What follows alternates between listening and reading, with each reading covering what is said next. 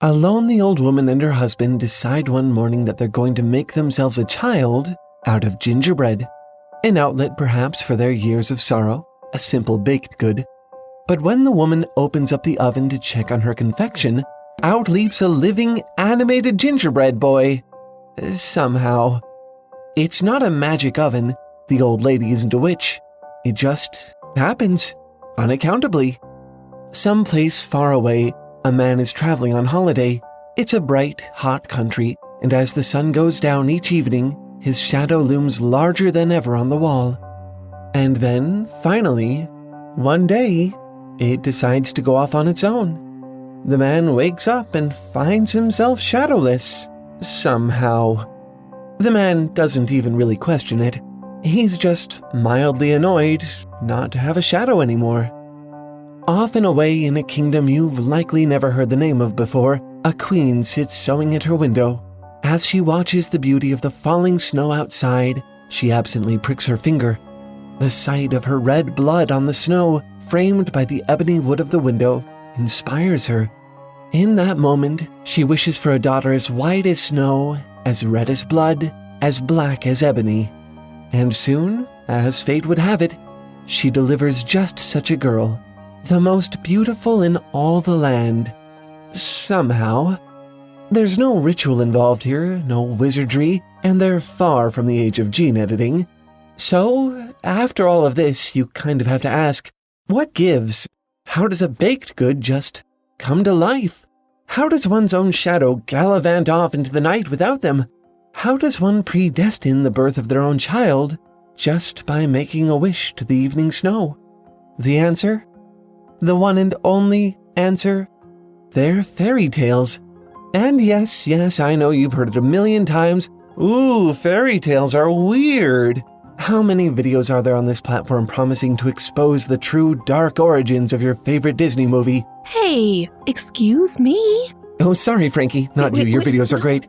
It's kind of a tired topic, isn't it? The weirdness of fairy tales. But that sort of senseless quality, it's one of the really unique things about these stories. Sometimes they just legitimately don't make sense.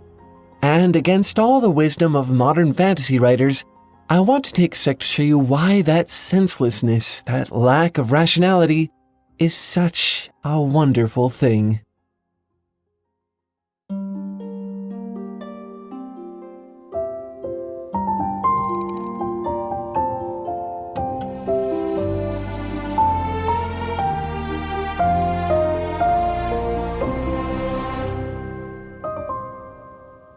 Got a really great idea for a story, but don't quite know how to put it all together?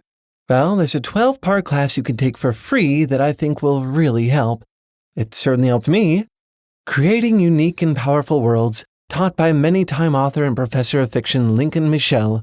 Check the description to see how you can get access to it and finally get your story project going without spending a dime. A big thanks to Skillshare for sponsoring this video and giving us the opportunity to tell you about it. This class has been a really special one for me, and I feel really lucky to get to share it with you this way. Definitely check it out when you have the chance. One thing modern high fantasy authors seem to love is rationality, taking magic and just trying to explain how and why it works really well, systematizing it into a body of rules and practices that produce reliable results. And, to their credit, it is a lot of fun. My go-to example of this will always be Patrick Rothfuss's series The Kingkiller Chronicle, which goes so far as to invoke the laws of thermodynamics to imagine a sort of quantum physical magic system which he calls sympathy. The basic premise is that if you can truly believe that two things are the same, they become essentially the same. Move one, you move the other. Heat one up, the other one warms as well. But, of course, energy cannot be created or destroyed, so there's some efficiency lost in this process. A thing becomes far heavier when it's technically two things at once. You necessarily lose some heat when you try to warm one thing that is actually two. That's really a children's introduction to sympathy. There's so much more nuance to it if you read the books, but you get the point. It's almost a science. Of course, it takes place in a fictional universe with different natural laws, so to us it looks like magic, But within the canon of the story, it's a system which can be experimented with, which produces repeatable results. How is that not technically science? That's actually kind of a big question and kind of hard to answer succinctly, so we're going to make an entire different video about it over on our Nebula channel, ad-free. Here's the link on the screen. Take a sec, put it in another tab. But suffice it to say that this sort of systematization is a very rational approach to what we call magic, very concrete and very canny, great for clever applications and little mechanical twists, and, of course, extremely popular. In fact, probably the most successful high fantasy author alive today, Brandon Sanderson, is famous for creating magic systems. One after the other, can't get enough, and his audience can't seem to either. But rationalizing your magic doesn't always have to look quite this way. Doesn't quite have to feel like secondary world science. Sometimes magic is simply rational in that it's consistent and woven into the fabric of the setting. Talking animals, for instance, aren't something we have in reality. If you came across a talking animal, you'd probably assume some kind of trick was being played on you, or that you were having an utterly impossible, inexplicable, magical experience. The kind of thing that would only happen in a fairy tale. What if they had systems of speech? Would that still be magical? It doesn't happen in reality, so it might still kind of feel magical from a distance, right? Nevertheless, it would register differently, wouldn't it? More controlled, more canny than those magical fairy tale encounters? The book Watership Down, which we made a whole video about a while back, does precisely this. It's about rabbits. Rabbits who have stories, who have mythology, who have pride in history and meaningful worldviews. And, very rationally, those things affect their world. The tales they bring with them inform the lives that they lead, the decisions they make, even the architecture of their burrows. This level of detail can be very powerful for a variety of reasons. Not just because it can make a piece more believable, more immersive, or heighten the payoffs, all things this approach can certainly do, but also because it adds a depth and richness to the experience. Things feel like they have a causal relationship this way. They feel intertwined. The magic necessitates the results. It informs the setting. In the world of the King Killer Chronicle, they find ways to use sympathetic magic in their technology, setting the stage for potential future advancements when people stop thinking of arcanists as witches and burning them alive. In Brandon Sanderson's stories, there's a patternicity and logic to the magic that makes it feel almost like a video game at times, giving the reader the impression that if only the characters look hard enough, try hard enough, there's some application of the magic that will save the day. In Watership Down, the rationality and systematization of these rabbits' lives and psyches turns them into people in a way that would otherwise be extremely difficult to accomplish. Powerful stuff. On the other hand, I've watched plenty of budding world builders strain to find the sense in their magic, work for weeks or months or years to make something intricate and canny, almost as if they're at work solving a puzzle rather than trying to tell a story. That can be fun in its own way, but I swear, so often I catch a whiff of shame wafting off this kind of world building. A desire not just to write fantasy or incorporate magic, but to excuse the presence of those things. A need for it to be as realistic as possible, to make it mature and reasonable. And, as we'll discuss in our forthcoming video, why magic systems don't feel magical, this can actually have somewhat of a dampening effect on the way the magic feels to the audience. But systematization is only one method people use to rationalize, or in those more cynical instances, excuse their magic. Sometimes it's a bit more of a hand wave than an explanation. Perhaps the entire fantasy of your story operates on the simple premise that a wizard did it. All the magic descends from magic. In the Disney adaptation of Pinocchio, the puppet comes to life because the blue fairy hears his father's wish and brings forth the magic which will set the stage for the story. Rumpelstiltskin comes to bargain with the young lady in a deadly situation, and we see the miracle of straw spun into gold. The key to Bluebeard's closet of horrors is impossible to clean once soiled with blood, no explanation given except for the fact that its owner is the infamous, mysterious Bluebeard, a figure who it's pretty unsurprising to see in possession of such oddities. All of these are what I'm going to call magical agents, the actors who bring the magic into the story. The world is not assumed to be fundamentally different from ours, unlike in highly systematized rational stories like the Kingkiller Chronicle or Watership Down. Instead, we can rationalize that because these figures, the benevolent fairy, the conniving imp, the murderous ogre, are themselves capable of breaking the rules, any breach in rationality trickles down from them, or at least someone like them. They allow us a way to accept the presence of magic without needing to explain it. Most fairy tales fit into this category. I mean, it's in the name, fairy tales. You expect a fairy of some kind to come along and supply a bit of magic. Although, sometimes the magical agent doesn't even do anything magical. They just open the gates of fantasy. This second approach, the magical agent as a facilitator rather than a practitioner, seems to be a bit more common in modern works, which tend to be a bit more character-driven, a little subtler in execution. In Oscar Wilde's story, The Fisherman and His Soul, the fisherman cuts his shadow away from his feet in the light of the full moon because a witch told him to. A magical agent gave him the means, and magic ensued. In Lord of the Rings, the Shire is a fairly simple, fairly unmagical place, until Gandalf shows up and starts lighting pine cones on fire or whatever. Wizards are weird. In Pan's Labyrinth, one of my favorite movies, literal fairies lead Ophelia into the labyrinth, where she meets the satyr, Fawn, who sets her on the winding path into her own personal fairy tale. This is probably one of the simplest and most effective ways to explain a story's magic. One of the oldest, too. It's how a great many people explain the existence of the entire universe, after all. How could something come from nothing?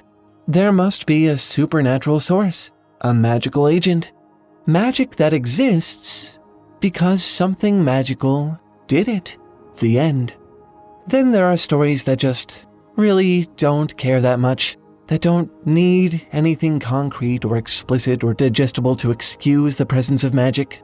All they require is a reason, an emotion that the magic represents, a metaphor it conveys, a theme it helps to build, which is why, lacking a better term, I'm going to call this thematic magic. Think of Little Red Riding Hood. You could consider the wolf a magical agent, but outside of his intellect and ability to speak, what magic does he supply? He's more of a device, isn't he? A tool used to create a scenario, illustrate a moral. The wolf speaks not because the laws of the world he occupies dictate that he should be able to, not because he's the key to the gates of fantasy for the characters in the story. No, the wolf speaks because he must, or there is no story. The same is true for the tortoise and the hare. By the standard of a highly systematized causative world like that of Watership Down, by all means, the ability to communicate between species with something akin to English should have afforded these woodland creatures a different standard of living, shouldn't it? Shouldn't they be developing their speech, their technology, their industry? They have the language for it. Yet, here they are, the same old woodland creatures, speaking purely because if they didn't, there would be no race and no story. That's a very simple understanding of this concept, but it gets way more interesting when you start talking about magical realism, which is essentially my favorite genre. In Franz Kafka's Metamorphosis, Gregor Samsa wakes up one day as a bug. That's it. He just does. In the movie The Curious Case of Benjamin Button, a baby is born as a tiny old man and grows up in reverse. Grows down, I suppose, into a young man and then eventually a child, baffling the world and certainly baffling us, the audience. In the movie The Killing of a Sacred Deer, the protagonist accidentally kills a man by performing surgery on him while under the influence of alcohol, and from that point on is plagued by a curse that forces him to choose a family member to kill as compensation, or to watch them all die slowly. None of these pieces offer an explanation because they really don't need one. The magic isn't there to be studied, it's there to help us study, Gregor Samsa becomes a bug because that's what he feels like to those around him. Useless, despicable, burdensome. Benjamin Button ages backward as a meditation on mortality, change, and lost time. Our surgeon from the killing of a sacred deer is cursed as a question of lives and how we value them. A trolley problem to make us squirm in our seats. Thematic magic is only rational in the sense that it says something meaningful about the story.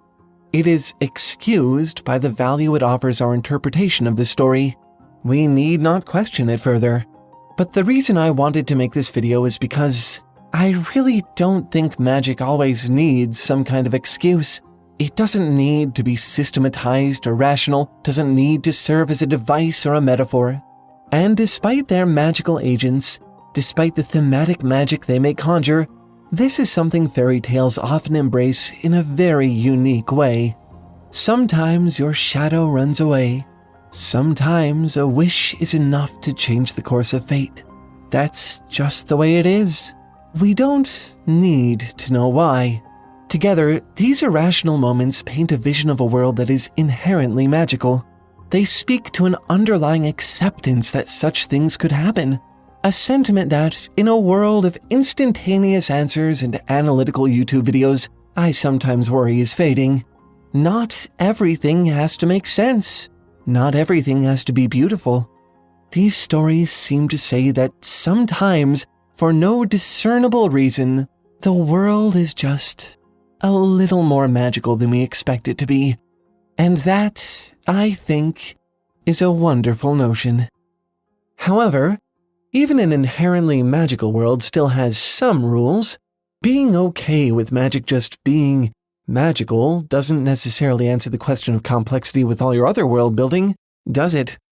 It can be hard to figure out how this whole fictional world thing works, but fortunately, I recently found something that will absolutely help you. It's a 12-part video series called Creating Unique and Powerful Worlds, taught by many-time author and professor of fiction, Lincoln Michel. He walks you through how to begin your new world, what the ripple effects of that starting idea will be like across your world, how to create themes within your world, how to create characters to experience the world you've made, and then finally, how to put all of these things together.